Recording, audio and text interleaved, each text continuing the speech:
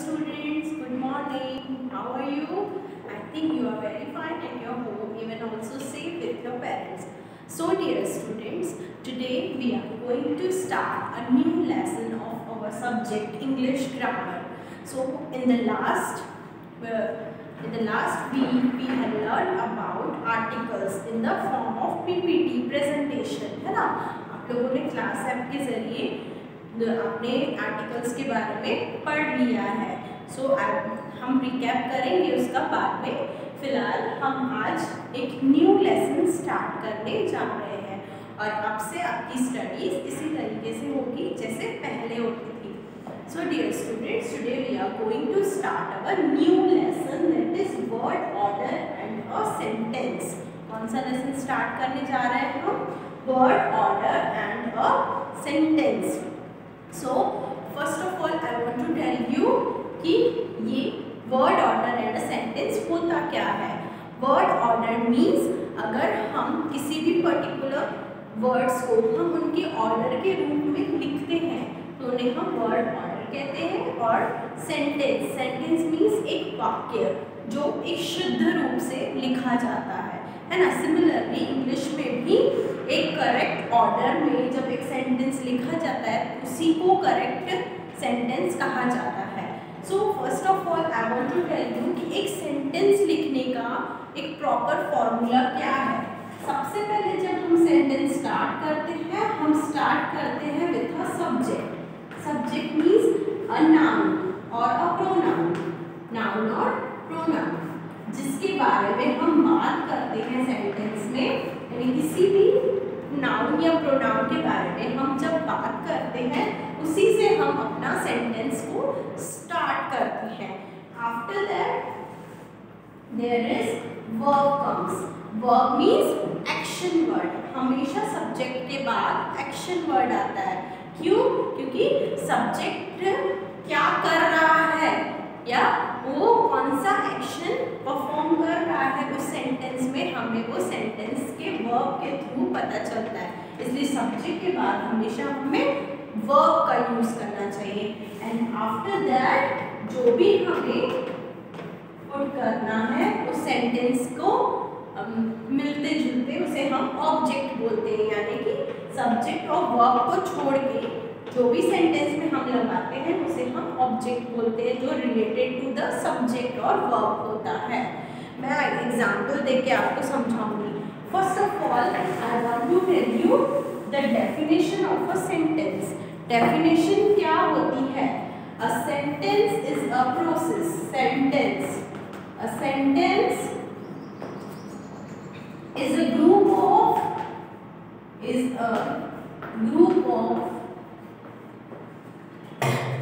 words,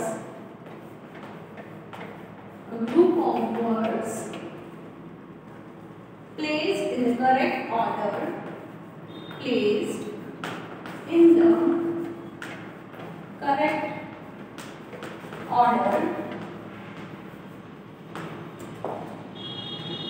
that makes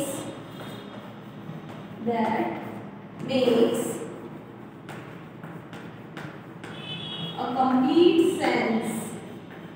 complete sense. Okay, this is a definition of a sentence. For example, let's take one or two examples over here. First example, Niketan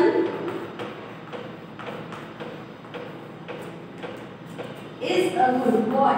Niketan is a good boy. Like it is a correct sentence.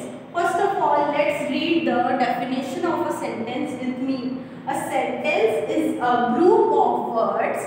A sentence is a group of words placed in the correct order that makes a complete sense.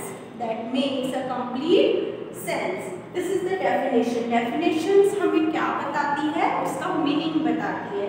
Means एक sentence का मतलब क्या होता है? Sentence का meaning होता है जब भी हम किसी ग्रुप ऑफ वर्ड्स को इन अ करेक्ट सीक्वेंस में या ऑर्डर में लगा के और उसका कोई ना कोई सही मतलब निकालते हैं, कंप्लीट सेंस निकलता है, उसी को हम एक सेंटेंस बोलते हैं। ओके, लाइक हिंदी में हम उसे वाक्य बोलते हैं। Here I have written one examples. Niketan is a good boy. As I told you कि आपको क्या करना है, सबसे पहले जब भी हम सेंटेंस को स्टार्ट करेंगे, we start with subject. So Niketan is a subject.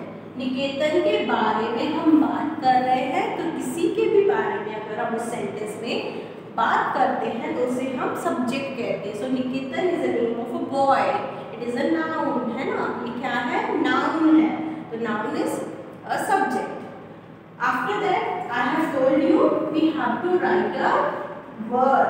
So here is verb, is मतलब होता है, ठीक है।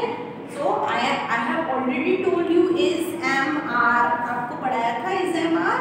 Is, am, are the helping verbs, is, am, are क्या होते हैं, हेल्पिंग वर्ब्स, तो it is also verb and is a good boy. अब हम उसके बारे में कुछ बोल रहे हैं, that is a object. So how a sentence make subject, verb and object, this is a formula. Okay, आप इसे फॉर्मूला बोल सकते हैं। किसी भी हम करेक्ट सेंटेंस बनाने के लिए हमेशा ये फॉर्मूला का यूज करते हैं। Second point is a sentence begins with a capital letter ends with a full stop. Sorry, this is an important point students. You have to see, जब भी हम सेंटेंस को स्टार्ट करते हैं तो उसका जो फर्स्ट लेटर रहता है वो हमेशा कैपिटल फॉर्म में रहता है, एंड यू नो ना कैपिटल लेटर्स, सो उसका फर्स्ट लेटर हमेशा कैपिटल रहना चाहिए। जब भी हम सेंटेंस को स्टार्ट करते हैं we have to write the first letter in a capital form and end with a full stop. जब भी एक सेंटेंस को लिखा जाता है तो उसके एंड में हमेशा फुल स्टॉप लगाया जाता है। Full stop means a single dot. Okay, that means हमारा सेंटेंस यहाँ कंप्लीट हुआ, इसका मतलब हम शो करते हैं फुल स्टॉप के थ्रू कि हमारा सेंटेंस यहाँ कंप्लीट हुआ। So this is the second rule. Okay, and the next rule, all the proper nouns begin with a letter, Germany, Alok, mister Rustam etcetera. जब भी अगर सेंटेंस के बीच में, जब भी एक सेंटेंस के बीच में अगर कोई प्रॉपर नाउन आता है तो प्रॉपर नाउन का भी फर्स्ट लेटर हमेशा कैपिटल लिखते हैं। ये तो हमने आपको पहले भी पढ़ाया था, है ना। सो प्रॉपर नाउन अगर सेंटेंस के बीच में भी आता है तो आपको उसका फर्स्ट लेटर कैपिटल लिखना है। For example, let's take one examples. Red Fort is in Delhi. I have written this sentence, one sentence over here. So you can see the first letter is a capital letter. This is Radford is a noun. Okay, so it is a subject. After that is, I have put here is a helping verb. That means verb. Or last one, in Delhi. Now you can see Delhi is the name of a particular city. So Delhi is a proper noun, एक particular city का नाम है और वो proper noun है, इसलिए मैंने क्या किया, लेटर D को हमेशा कैपिटल रखा। Understood students? समझ में आया कि हमें प्रॉपर नाउन को अगर सेंटेंस के बीच में या एंड में कहीं भी यूज करना है तो प्रॉपर नाउन का फर्स्ट लेटर हमेशा कैपिटल रहता है, ये आपको भूलना नहीं है बिल्कुल भी। So what I have told you today, we have started a new lesson, that is word order and a sentence. Word order always makes a complete sense, यानी वर्ड ऑर्डर यानी वर्ड्स को हम अगर प्रॉपर ऑर्डर में रखते हैं तो उसका कोई ना कोई सेंस, कंप्लीट सेंस बनता है। सेकेंड मीन्स, सेकेंड हमने पढ़ा कि सेंटेंस की डेफिनेशन क्या होता है, सेंटेंस की का मीनिंग क्या होता है। Sentence is a group of word placed in the correct order that makes a complete sense. Sentence means क्या होता है, है जिस ग्रुप ऑफ वर्ड्स, यानी हम अब डिफरेंट वर्ड्स को आपस में ज्वाइन करते हैं, ग्रुप बनाते हैं इन अ करेक्ट ऑर्डर, उनको हम सही ऑर्डर पे लिख के, और उसका ऑर्डर क्या होता है, subject verb object, this is the order. So इसका करेक्ट ऑर्डर बना के जिसका एक कंप्लीट सेंस निकले, सेंस मतलब मीनिंग है ना, उस वाक्य की, उस सेंटेंस की एक मीनिंग निकलनी चाहिए। अगर मैंने इसी सेंटेंस को लिखा a good boy Niketan is, या is a Niketan good boy, good boy is Niketan a boy, is it correct? No. So Niketan is a good boy, it makes a sense. जब आप रीड करते हो तब भी आपको सेंस पता चलता है। Red Fort is in Delhi, as I have told you. Second thing is कि सेंटेंस जब भी हम स्टार्ट करेंगे उसका फर्स्ट लेटर हमेशा क्या होना चाहिए, capital letter, and we end this sentence with a full stop. और जब भी हम सेंटेंस को एंड करेंगे, खत्म करेंगे, तो हमेशा हमें क्या लगाना है, one dot, that means full stop. After that if a sentence have a proper noun, अगर एक सेंटेंस में if a sentence has a proper noun, अगर एक कोई भी सेंटेंस में एक proper noun आता है, you know very well what is proper nouns? Yes, proper nouns means special names जिन्हें हम change नहीं कर सकते। So sentence के बीच में अगर कोई भी proper noun आता है तो proper noun का first letter always begin with capital letter। proper noun को हमेशा हमें first letter कैसा लिखना चाहिए, capital letter।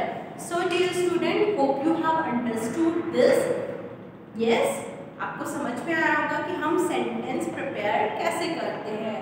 So what you have to do, you have to write today 5 sentences, any of the 5 sentences about your house. Okay, आज आपको अपने घर के बारे में, यानी घर पे कुछ है या घर पे कोई चीज़ है, उसके बारे में कोई भी सिंपल 5 सेंटेंसेस बनाने हैं। This is the homework for you. You have to make 5 sentences, correct sentences in your notebook. Then tomorrow I will check it, okay students, hope you have understood the meaning of the sentence and with the examples and some rules.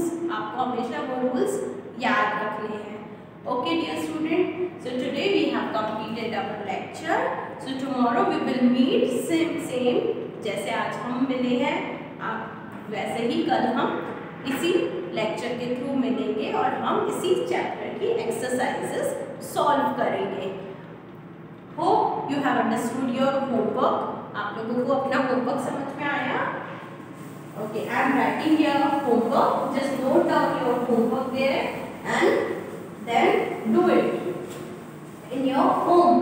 What you have to do, you have to write any correct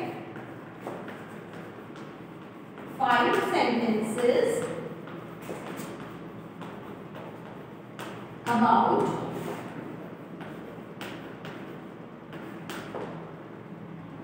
a house, यानी house के बारे में आपको क्या करना है, कोई भी 5 सेंटेंस बनाना है। This is the homework for you. Understood students? Okay, so tomorrow we will meet again and we will repeat what is the meaning of a sentence and what are the examples, and even also we will solve the exercises of this lesson. So dear students, just note down the homework, do your work properly, take care of yourself and your family. So dear students, bye, take care, be healthy and be safe. Today's lecture is over here.